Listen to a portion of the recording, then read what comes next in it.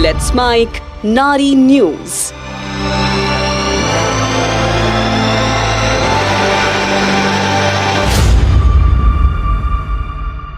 नारी न्यूज के इस भाग में आज बात, क्या बच्चा ना होना अब सामान्य हो गया है? जनसंख्या गिरावट का मनोवैज्ञानिक पहलू। दुनिया एक बड़े जनसांख्यिकी परिवर्तन के दौर से गुजर रही है। कभी जहां परिवार में 4-5 बच्चों को सामान्य माना जाता था, वहीं आज दुनिया के कई विकसित और विकासशील देशों में महिलाएं बच्चों के बिना जीवन चुन रही हैं। चीन, भारत, अमेरिका, दक्षिण कोरिया, जापान, इटली और स्पेन जैसे देशों में जन्म दर ऐतिहासिक रूप से अपने सबसे निचले स्तर पर है। गिरती जन्म दर एक वैश्विक पैटर्न बन रहा है। चीन की जन्म दर पिछले 4 दशकों में सबसे कम है। भारत, जो दुनिया की सबसे ज्यादा युवा आबादी वाले देशों में से एक माना जाता है, वहां भी प्रजनन की दर पहली बार प्रतिस्थापन दर यानी 2.1 से नीचे गिर गई है। अमेरिका में 1.7, दक्षिण कोरिया में महज 1 और हांगकांग, सिंगापुर और इटली जैसे देशों में भी इसी तरह की तस्वीर है। आपको प्रतिस्थापन स्तर का अर्थ क्या है ये भी बताते चलते हैं। इस औसत के अनुसार हर महिला को 2.1 बच्चों को जन्म देना चाहिए ताकि मरने वाले इंसानों की भरपाई हो सके। लेकिन जब यह आंकड़ा लगभग हर प्रमुख देश में नीचे जा रहा है, तो ये एक शोचनीय विषय है। ऐसा क्यों हो रहा है? इस बदलाव के पीछे सामाजिक, आर्थिक और मनोवैज्ञानिक कारण है। पहले के दौर में एक महिला का जीवन लगभग पूरी तरह से मां बनने तक ही सीमित था। शादी, संतान, पालन पोषण, यही जीवन का मूल ढांचा था। लेकिन आधुनिक समय में महिलाएं पढ़ लिख कर स्वतंत्र हो चुकी हैं, करियर बना रही हैं और जीवन को अपनी शर्तों पर जी रही हैं। दक्षिण कोरिया में नो मैरिज मूवमेंट चल रहा है। वहां की महिलाएं विवाह और मातृत्व के साथ साथ डेटिंग और किसी भी तरह के रिलेशंस को त्याग रही हैं, क्योंकि समाज ने उनके लिए जिम्मेदारियां तो बढ़ाई हैं पर सहूलियतें नहीं। वे ऑफिस में भी काम करती हैं और घर का भार भी उठाती हैं। हांगकांग में एक बच्चे को पालना इतना महंगा है कि लोग सोचते भी नहीं हैं। शिक्षा, स्वास्थ्य, रहन सहन की महंगाई ने एक नए वर्ग को जन्म दिया है, जो है चाइल्ड फ्री कपल्स। भारत की कहानी भी इसी परिवर्तन की राह पर है। भारत में भी ये ट्रेंड तेजी से उभर रहा है। महिलाएं अब शादी देर से कर रही हैं, पहले पढ़ाई और करियर पर ज्यादा ध्यान देती हैं। 2011 की जनगणना के अनुसार अकेली महिलाओं की संख्या में लगभग 40% की बढ़ोतरी हुई थी।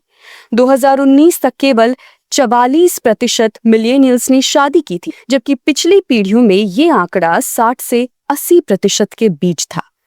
हालांकि भारत इस वक्त, जैसा कि हमने बताया, दुनिया के यंगेस्ट पॉपुलेशन वाले देशों में से एक है और भारतीय समाज संस्कारों का ताना बाना बहुत गहराई से बुनता है। भारत में अब भी मां बनना एक महिला के लिए एक बहुत आवश्यक प्रक्रिया, एक बहुत आवश्यक विषय माना जाता है। पर अब ये धारणा भी बदल रही है और धारणा चाहे ना बदले, महिलाएं इससे बेपरवाह होकर अपनी इच्छा से फैसले ले रही हैं। इसका मनोवैज्ञानिक पहलू क्या है? क्यों नहीं चाह रहे हैं कपल्स बच्चे? इस बदलाव के पीछे गहरी मनोवैज्ञानिक सोच भी है, जो हो सकती है स्वतंत्रता की चाह। महिलाएं अब केवल मां नहीं रहना चाहती, वो करियर, यात्रा, रचनात्मकता और आत्मनिर्भरता को प्राथमिकता दे रही हैं।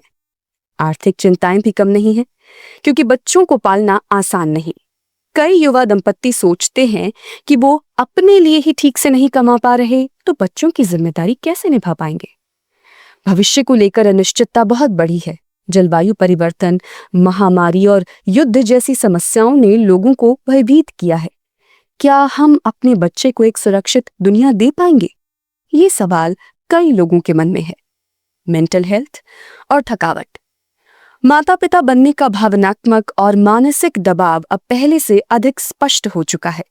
महामारी के दौरान जब स्कूल बंद थे और केयर गिवर उपलब्ध नहीं थे, तब माता पिता ने जो संघर्ष किया, उसे देख कई लोगों ने तय कर लिया कि वो ऐसा जीवन फिर कभी नहीं चाहते। इसके अलावा फर्टिलिटी रेट में भी गिरावट पूरे विश्व भर में दर्ज की गई है। लाइफस्टाइल में होने वाले बदलाव और बायोलॉजिकल क्लॉक के चलते इनफर्टिलिटी भी बढ़ रही है। अब जानते हैं कि समाज की इस पर क्या प्रतिक्रिया है। अब भी समाज का एक बड़ा वर्ग इस सोच को स्वीकार नहीं कर पा रहा है। चाइल्ड फ्री कपल्स को कई बार स्वार्थी कहा जाता है और धर्म के ठेकेदार अक्सर इस चुनाव को गलत करार देते हैं। लेकिन क्या सचमुच ये स्वार्थ है या ये एक व्यक्तिगत और वैध चुनाव है? आप जानते हैं इससे समस्या क्या हो सकती है। गिरती जन्म दर का असर भविष्य की कार्यशील जनसंख्या पर पड़ेगा। अर्थव्यवस्था में मजदूरों की कमी, कामगारों की कमी, बुजुर्गों की बढ़ती संख्या और सामाजिक सुरक्षा प्रणाली पर दबाव, ये सारी समस्याएं उभरेंगी।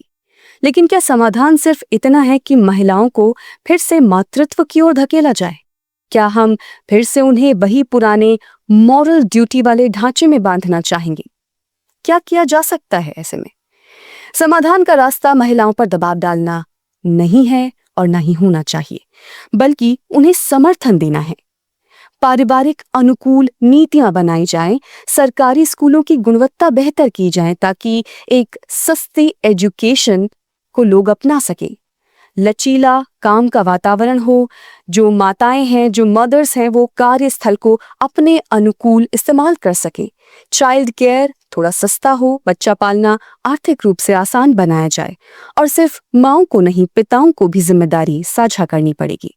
इसके साथ ही चॉइस को मान्यता दे। बच्चा होना या ना होना ये एक व्यक्तिगत निर्णय है, ना कि सामाजिक आदेश। भविष्य की तस्वीर क्या है ये भी देखते चलते हैं। 1950 में एक महिला औसतन 4.7 बच्चों को जन्म देती थी। आज ये संख्या 2.6 के करीब है और वर्ष 2100 तक ये 1.7 से भी कम हो जाएगी।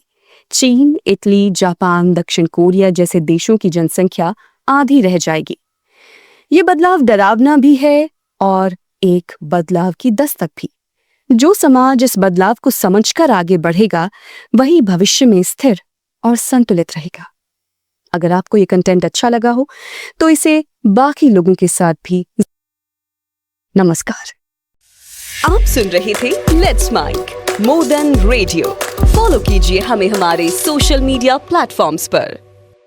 It's time for news. It's time for more than radio. Presenting the first radio news app, Let's Mic. Let's Mic, a news-based app on your phone where you get to watch and listen news, talk shows, interviews, radio show podcasts. On Let's Mic, you get all relevant information of TV, print, radio, podcast, and digital. Let's Mic talks about every segment of life.